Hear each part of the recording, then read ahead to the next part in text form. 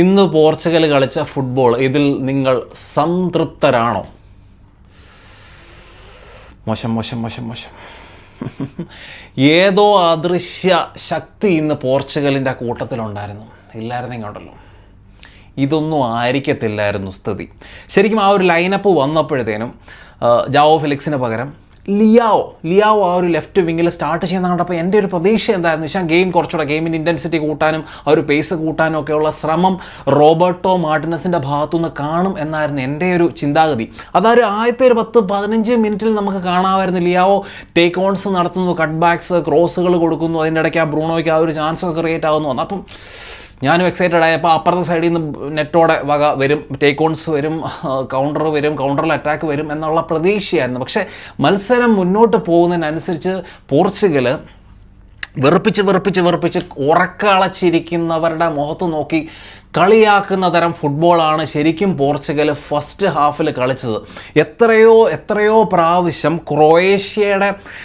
Croatia ആ ഒരു counter അറ്റാക്കിങ്ങിൽ Croatia ഛന്നം ഭിന്നം അല്ലെങ്കിൽ ചിഹ്ന ഭിന്നമാക്കാനുള്ള ആ ഒരു അവസരം പോർച്ചുഗലിന് കിട്ടിയതാണ്. പക്ഷേ ഈ കൗണ്ടർ അറ്റാക്ക് ട്രാൻസിഷനൊക്കെ വരുമ്പോഴത്തേനും ഇവർ പെട്ടെന്ന് തന്നെ ആ ഒരു ഗെയിമിൻ്റെ ആ ഒരു പാസ് കൊടുക്കാൻ ഇവർ തയ്യാറാകത്തില്ല. ആ ഒരു ബാക്ക് പാസ് കളിച്ച് അത് ആ ഒരു ഓപ്പർച്യൂണിറ്റി തന്നെ കളഞ്ഞു കുളിക്കും. ആ ഒരു ഗെയിമിൻ്റെ ടെമ്പോ എല്ലാം ഫുള്ള് സ്ലോ ഡൗൺ ചെയ്ത് ആ ഒരു അവസരം എങ്ങനെ കളഞ്ഞു കുളിക്കാമെന്ന്, കൗണ്ടറിലുള്ള ഓരോരോ അവസരങ്ങൾ എങ്ങനെ കളഞ്ഞു കുളിക്കാമെന്ന് പോർച്ചുഗൽ ഇന്ന് കാണിച്ചു തന്നു. ഇവർക്ക് കൗണ്ടർ അറ്റാക്ക് അല്ലെങ്കിൽ ട്രാൻസിഷനിൽ എങ്ങനെ ഫുട്ബോൾ കളിക്കണം, എങ്ങനെ പ്ലേയേഴ്സിനെ മാക്സിമം റൺസ് നടത്തി മുന്നോട്ട് വന്ന് അഗ്രസീവായിട്ട് ആ ഒരു ബോൾ ഇട്ട് കൊടുത്ത് റൺസിനെ ഫൈൻഡ് ചെയ്യണം, കട്ട് ബാക്ക് കൊടുക്കണം, അതിന് എഗൻസ്റ്റ് ആയിട്ട് റണ്ണ് നടത്തണം. ഇതിനൊന്നും ആർക്കും താല്പര്യമില്ല. സെക്കൻഡ് ഹാഫിൽ എന്താ കണ്ടത്? സെക്കൻഡ് ഹാഫിൽ ശരിക്കും പറഞ്ഞാൽ ക്രൊയേഷ്യയുടെ ഇൻറ്റൻസിറ്റി കൂട്ടി, ഗെയിമിൻ്റെ ഇൻറ്റൻസിറ്റി കൂട്ടി. ഫസ്റ്റ് ഹാഫിൽ ക്രൊയേഷ്യയും പോർച്ചുഗലും ഒരേപോലെ സ്ലോ ഗെയിമാണ് കളിച്ചത്.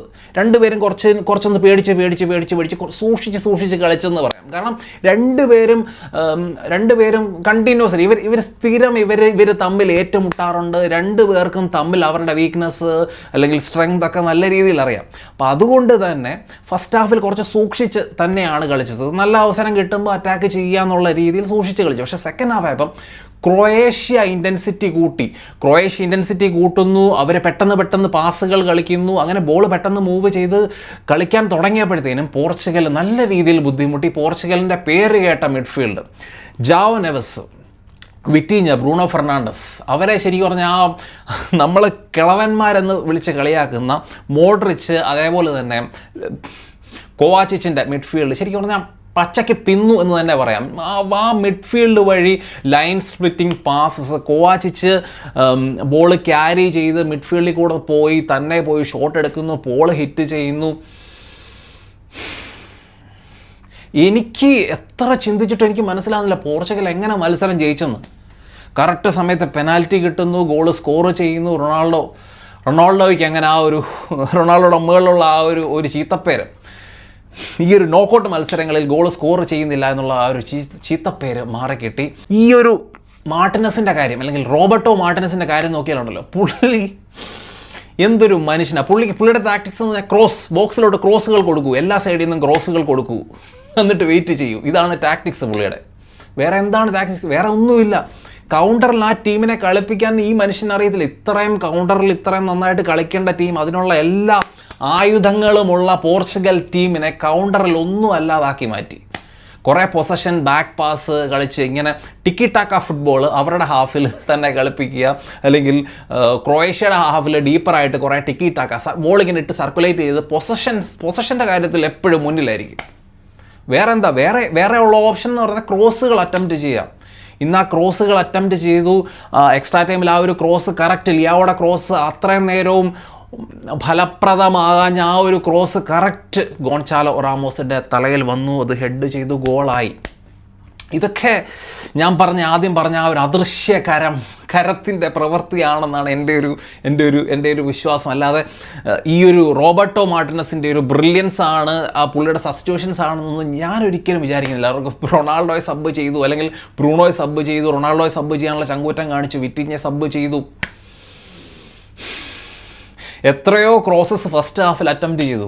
അതിലേതെങ്കിലും ഒരെണ്ണം കണക്റ്റ് ആയിരുന്നെങ്കിൽ ആദ്യമേ ഗോൾ വീണേനെ. അത് കണക്റ്റ് ആയില്ല, പക്ഷേ ലാസ്റ്റ് മൊമെൻറ്റിൽ അത് കണക്റ്റായി. ആ ഒരു ഭാഗ്യം ഏതായാലും പോർച്ചുഗലിനെ ഇന്ന് തുണച്ചു. ഞാൻ സന്തോഷവാനാണ്, നിങ്ങളിൽ ഓരോരുത്തരെയും പോലെ ആ ഒരു മനുഷ്യന് വേണ്ടി സന്തോഷവാനാണ്. പക്ഷേ അപ്പുറത്ത് നമ്മൾ നോക്കിയാൽ ലൂക്ക മോഡ്രിച്ച് എന്ന് പറയുന്ന ആ ഒരു വൻമരം, ആ വൻമരത്തിൻ്റെ വേൾഡ് കപ്പ് യാത്ര അല്ലെങ്കിൽ ക്രൊയേഷ്യൻ യാത്ര ഇന്ന് അവസാനിച്ചിട്ടുണ്ട്. അത് കാണുമ്പം ചെറിയ സങ്കടം, പ്രത്യേകിച്ച് റയൽ മാഡ്രിഡ് ഫാൻസിന് കുറേം കൂടെ സങ്കടം വരും എന്ന് എനിക്കറിയാം. അപ്പം പോർച്ചുഗലിന് ഇനി ഒരു 4 ദിവസത്തെ എക്സ്റ്റെൻഡഡ് ലൈഫും കൂടെ കിട്ടിയിട്ടുണ്ട്. 4 ദിവസം കൊണ്ട് അടുത്ത മത്സരം സ്പെയിനിനെതിരെ.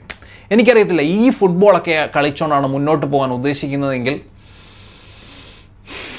തീ തിന്നാണ് ശരിക്കും പോർച്ചുഗൽ ഫാൻസ് ഓരോരോ മത്സരങ്ങൾ കാണുന്നത്. അത് ആ പ്ലെയേഴ്സിന് മനസ്സിലാകുന്നുണ്ടോ അല്ലെങ്കിൽ കോച്ചിന് മനസ്സിലാകുന്നുണ്ടോ എന്നെനിക്കറിയത്തില്ല.